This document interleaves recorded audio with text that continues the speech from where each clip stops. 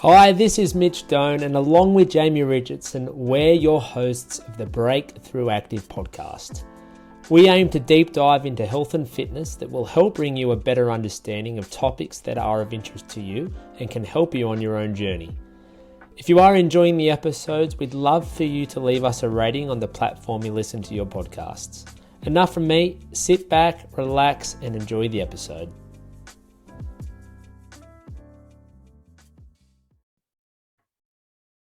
Hello, everyone, and welcome back again to the Break-Thru Active podcast. And I have another member guest interview here today. I've got Alex, who is a member at our Adamstown location. So thanks a million, Alex, for coming on this afternoon.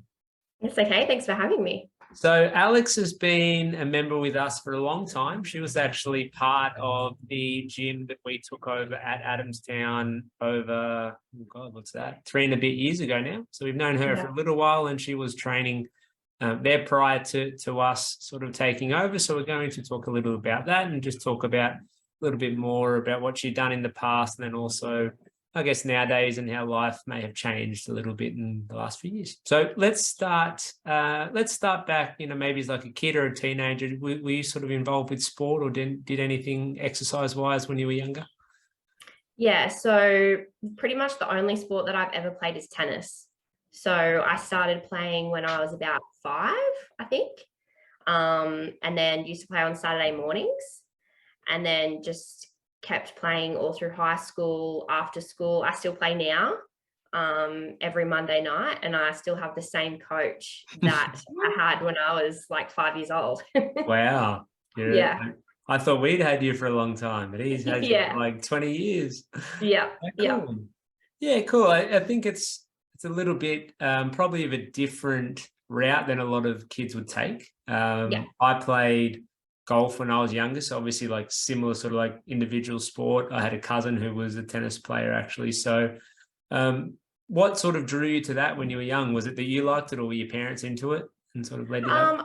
I think, well, Mum used to play when she was younger, and Mum never did netball or anything like that when she was younger and in school and things like that. So Mum was more like tennis, touch footy, things like that. So Mum just said, do you want to try tennis? And both my sister and I, we did it. I've stayed. My sister kind of gave up. She just didn't love it as much as I did.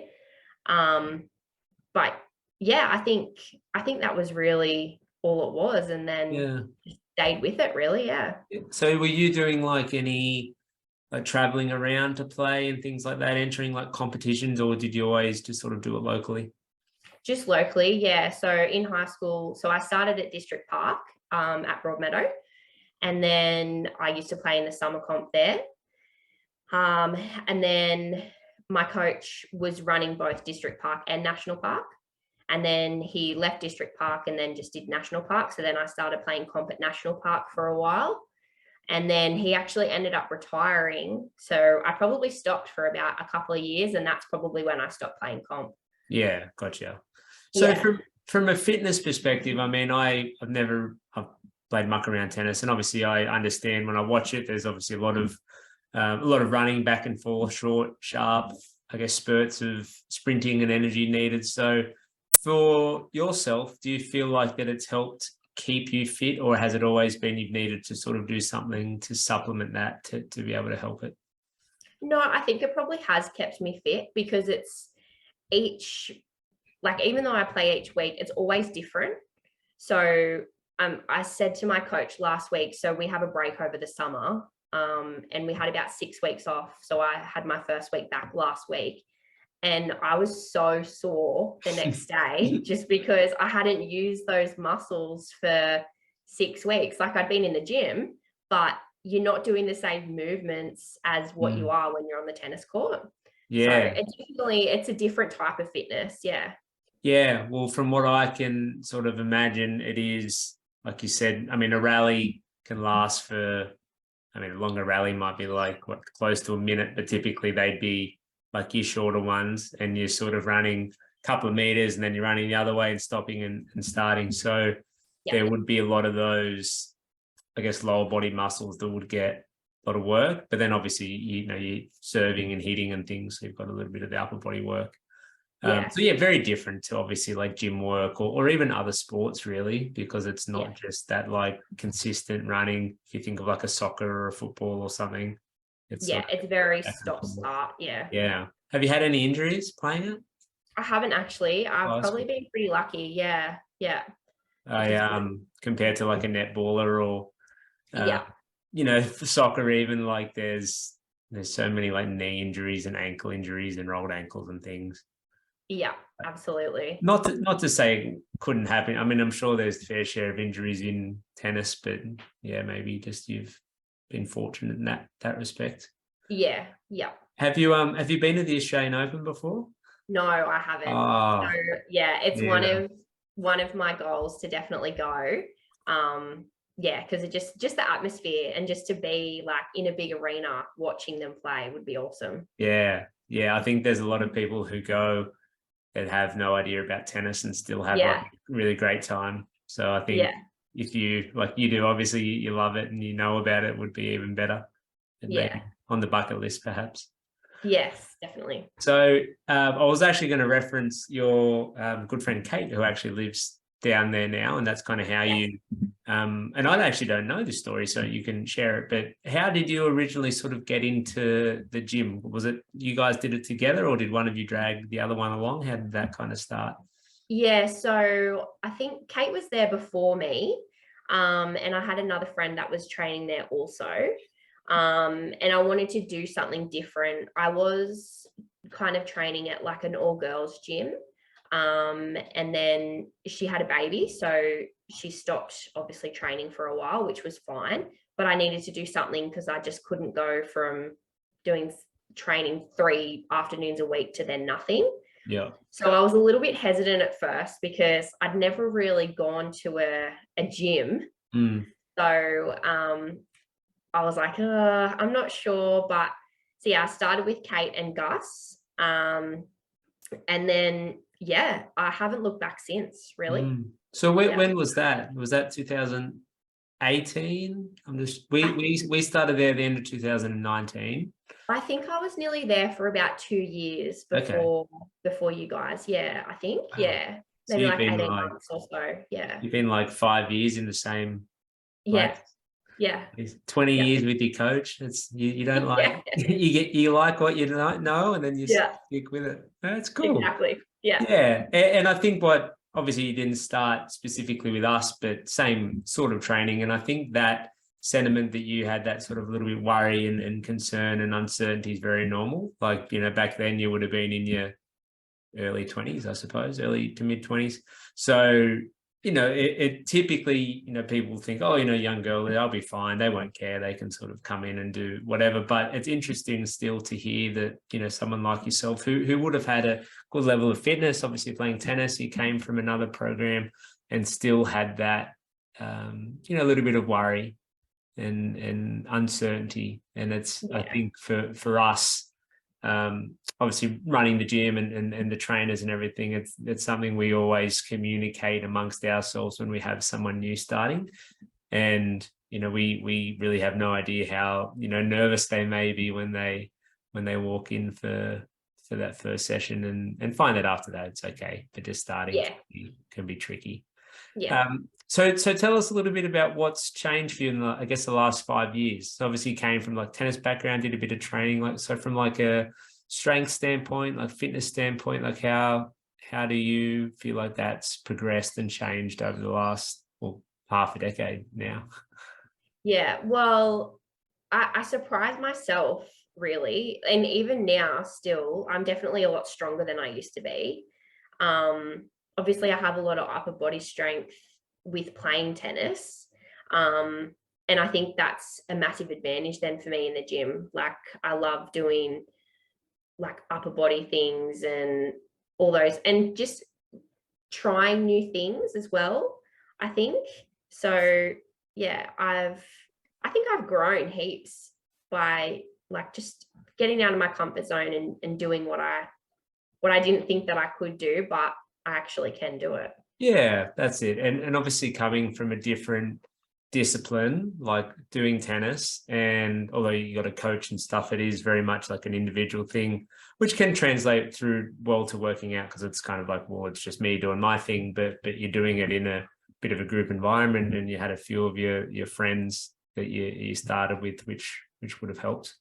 Yeah. But yeah, I think from like a strength perspective, it's something that, people who have been training for a while, weight can fluctuate up and down a little bit. And, I think, just about everyone in the world wouldn't mind, trimming up a few kilos here and there if they could, but that'll go up and down. But one thing that will, that it won't really fluctuate as long as you are consistent is your strength, with your training. So obviously for someone like yourself who's been doing it for so long, yeah, it's obviously very, very cool to probably look back and see what you were doing back, 5 years ago, where there would have been probably some things at the bar would have been maybe a bit of a challenge. Yeah, now, absolutely. Yeah. And now obviously, depending on the exercise, but we're doing, much more than just the bar. So that's cool. But you are one of the few people actually that we occasionally will see opposite ends of the spectrum. There are times where we'll see you first thing in the morning, 5:15, and you actually make use of both of our locations, which is cool. So sometimes we'll see you over, bright and early at 5:15, and there's other days it'll be like our last session of the day at quarter to 6. So tell us a little bit how you manage that, because I know obviously working long hours and have a partner and everything. So tell us how you kind of fit that into your days and in your week. Yeah, so I just try. So, well, this week, yesterday afternoon, I trained in the afternoon at Adamstown. And then this morning, I knew that I couldn't do this afternoon. So I just planned it out that then I'll do tomorrow morning instead. Or I try and do. So I did this morning, and then I'm going to do tomorrow morning. So obviously, working full time is hard, and training at the same time, and then obviously running a household. But I think if I didn't train, I would be a terrible person. It keeps you a bit leveled. Yeah, it's kind of my out. Like, I was a bit hesitant at first doing mornings because I do work a big day. So I wasn't sure if, getting up at 4:30 and then training at 5:15 and then finishing work at 4:30, if I could get through the day, because I've always been an afternoon training person. I've never really been a morning training. But I think now that I've got the hang of it, I don't mind it, but I still prefer to train in the arvos than in the mornings. I just like it that, I've finished work. That's like my de-stress in the arvos. I know I can go to the gym, smash out whatever it is, and then go home, and then that's my day. Yeah. It's a good way to finish the day.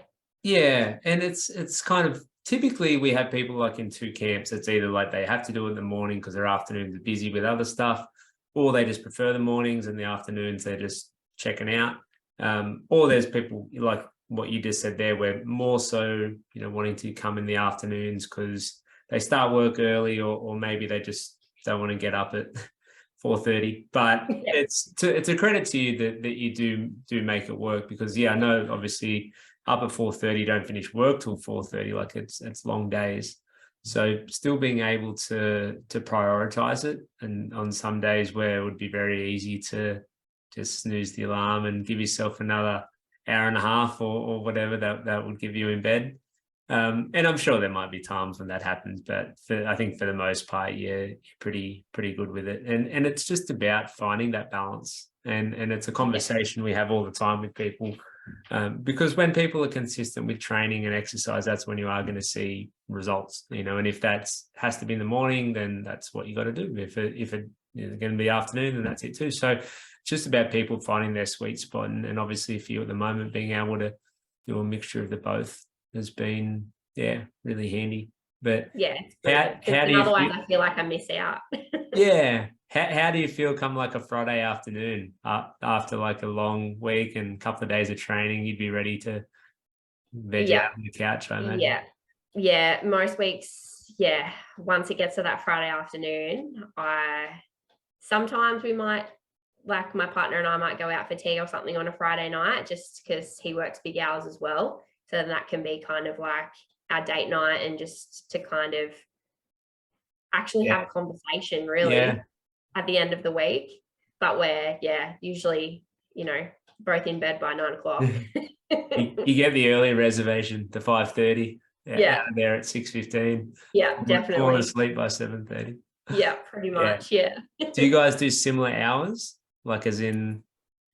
Dan starts earlier than me, so he's usually at work by about 5:30. Okay. But then he finishes like 3:30. So yeah, he starts earlier and then finishes earlier. So you see, giving you a bit of a nudge at 4:30 when your alarm goes off to try to get you up. Yeah. No, I think it's helpful if you've got similar hours. I mean, if you were doing day shift and he was working into the night or something, like, you'd have your crossover period where you're in bed for a bit together, and then that would be it.